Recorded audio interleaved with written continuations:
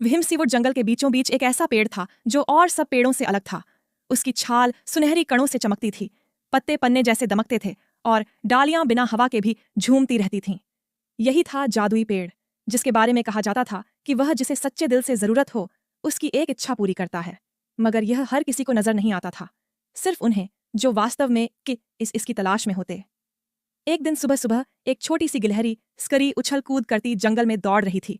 उसकी फूली फूली पूंछ ऊपर नीचे हिल रही थी। स्करी अपने परिवार में सबसे छोटी थी और अक्सर सब उसका मजाक उड़ाते थे कि वह नन्ही और अनाड़ी है। स्करी ने एक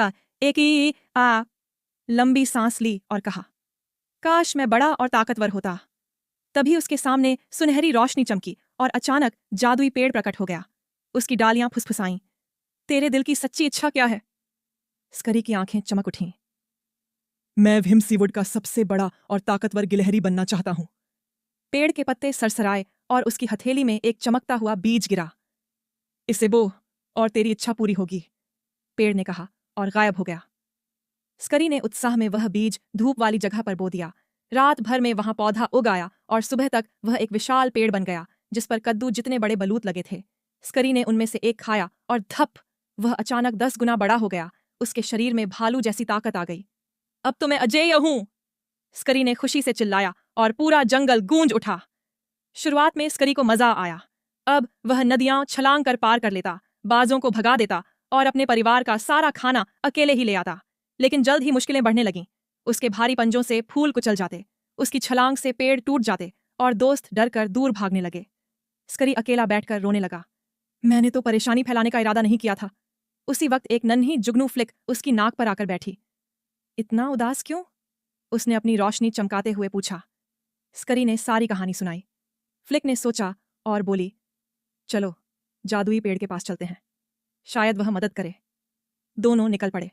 फ्लिक की छोटी सी रोशनी रास्ता दिखाती रही और आखिरकार जादुई पेड़ फिर से प्रकट हुआ, इस बार और भी चमकदार।